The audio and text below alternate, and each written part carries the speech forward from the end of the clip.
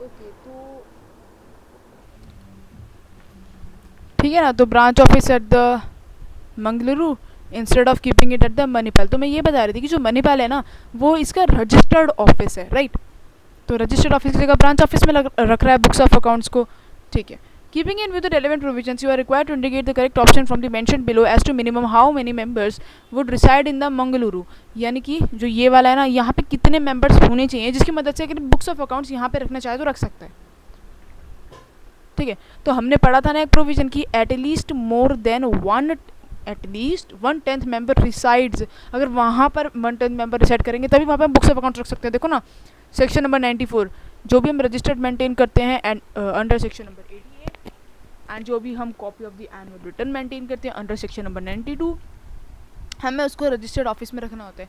लेकिन अगर हम चाहें तो उसे और कहीं प्लेस पे भी रख सकते हैं, अगर उसके more than 1/10 of the total members reside in that particular state जहाँ पर आपको अपना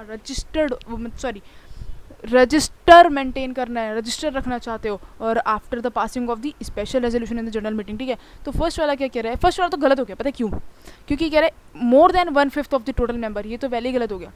ये सेकंड वाला कह रहा है मोर देन 1/10, हाँ ये ठीक है, लेकिन देख लेते हैं, अगर और कोई 1/10 कह रहा होगा तो जो मोस्ट अप्रोप्रिएट होगा हम वो चूज़ करेंगे। इसमें क्या कह रहा है मोर देन 1/2, ये भी गलत हो गया, ठीक है। एंड लास्ट वाले में क्या कह रहा है मोर देन 1/20th गलत है, 1/10 रिसाइड करने चाहिए। तो यस, बी ऑप्शन बिल्कुल ठीक है। तो मेरे को पूरा ही पढ़ना पड़ा, देखो कितनी जल्दी हो गया। आप एग्जामिनेशन में भी यही स्कोप फॉलो करना, 4-5 मिनट में एक एक केस सिनेरियो के 5-5 6-6 क्वेश्चन डन हो जाएंगे आपके। The case scenario mentioned that the names of the new 5 members to whom the allotment of the 1000 equity shares was approved in the meeting of the board of directors of the Jatindrangam Iron Works Private Limited, which was held on the 2nd of August. मैंने कहा ठीक है, were duly entered into the register of members। अच्छा, तो ये कह रहे हैं आप मुझे चूज़ करके बताइए कि maximum time limit within which said names में have been entered in the register of members. कितने टाइम में, जैसे कि मैंने किसी को अपॉइंट करा तो रजिस्टर ऑफ मेंबर्स में उसका नाम कितने दिनों में आ जाना चाहिए।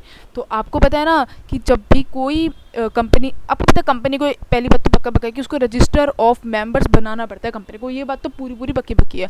जिसके अंदर आप क्या लिखते हैं, शेयर होल्डर लिखते हैं, शेयर होल्डिंग पैटर्न लिखते हैं, कोई भी अदर रिलेवेंट इन्फॉर्मेशन होती है आप जरूर से लिख के देते हैं, ठीक है। और उसके अंदर जो एंट्री है, जब से मेंबर्स आए उसके विद इन 7 डेज में जो है एंट्री हो जानी चाहिए, उसके विद इन 7 डेज में जो है एंट्री हो जानी चाहिए, ठीक है। ठीक है कि नहीं है? हाँ बिल्कुल ठीक है। चलो फर्स्ट वाला देखो, the names of the new members to whom 1000 equity shares were allotted. देखो ना यहाँ पे लिखा था कि 1000 इक्विटी शेयर्स अलॉट करे हैं। Must have been entered into the register of members by the secretarial department within 7 days। 7 days तो हमने भी तो यही पढ़ा था, 7 days जब से मीटिंग हेल्ड हुई उसके within 7 days after the date of the meeting, ठीक है। तो बाकी सब बेकार है, 5 days 15 days 10 days नहीं, 7 days, ठीक है। तो मैंने इसका फैक्ट नहीं लिखा क्योंकि इसका इतना फैक्ट लिखना इंपॉर्टेंट नहीं है फिफ्थ वाले का। आप पढ़ के देखो, आप तुरंत मुझे आंसर बता देंगे।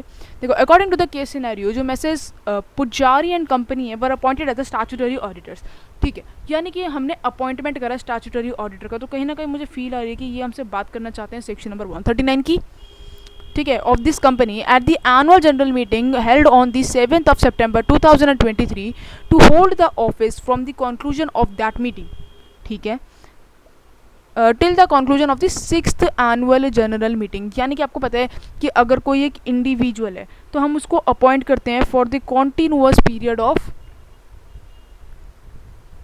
5 years, एंड उसके बाद वो कूलिंग ऑफ के लिए चाहता है 5 years के लिए। और अगर कोई फर्म है ऑफ इंडिविजुअल्स तो हम उसको करते हैं कॉन्टिन्यूअसली 2 terms ऑफ 5 years। वो कब तक के लिए अपॉइंट हो सकता है as an auditor in the company who is appointed at the annual general meeting of the subsequent annual general meeting I am talking about, ठीक है। फर्स्ट एनुअल जनरल मीटिंग में अपॉइंटमेंट की बात नहीं हुई, तो वो 2 terms of the consecutive 5 years, वो कब तक के लिए अपॉइंट हो सकते हैं 2 terms of the consecutive 5 years, correct? Yes definitely correct, ठीक है। फर्स्ट वाला पढ़ते हैं, पहले पूरा आंसर तो पढ़ लें। जनरल एंड एजीएम कब हेल्ड हुई है, आप देखो ना एजीएम कब हेल्ड हुई है, 7th of September को। तो यहाँ पे 5th of September क्या है, अरे यार 7th ऑफ सितंबर 2023 में हेल्ड हुई, उसके बाद अब 5th ऑफ सितंबर 2024 को हेल्ड हुई है. No ratification resolution for the appointment of the messrs Suresh and company as a statutory auditor was passed. ठीक है, you are required to choose the correct option from those stated below. ठीक है ठीक है ठीक है ठीक है. पहला पॉइंट पढ़ते हैं.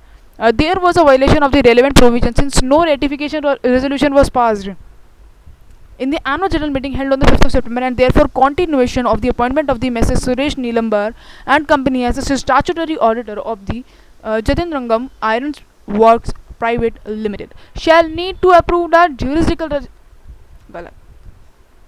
There was a violation of the relevant provision since no ratification resolution was passed. किसने बोला रेटिफिकेशन रेजोल्यूशन पास करो? किसने बोला? यहाँ पे भी नहीं.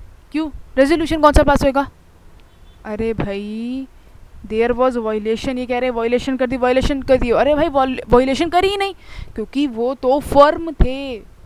There was no violation if the no ratification resolution was passed in the annual general meeting held on the 5th of September 2024. और यहाँ पे उन्होंने अपॉइंट कर दिया है statutory auditors of the Jatindrangam iron works private limited shall remain valid. क्यों? क्योंकि अभी एक ही साल तो हुआ है जब उन्होंने पहला अपना एजीएम हेल्ड करा था 7th ऑफ सितंबर 2023 को. जब अपना एजीएम हेल्ड करा तो उसमें उन्होंने अपॉइंट करा था एज एन ऑडिटर. ठीक है, उन्होंने फर्म ऑफ द ऑडिटर को अपॉइंट करा था. तो क्या 5th ऑफ सितंबर में उन्हें हटा देंगे? वो नहीं हटाएंगे, ये वैलिड ही रहेगा. तो डी सही आंसर. ठीक है, थैंक यू वेरी मच.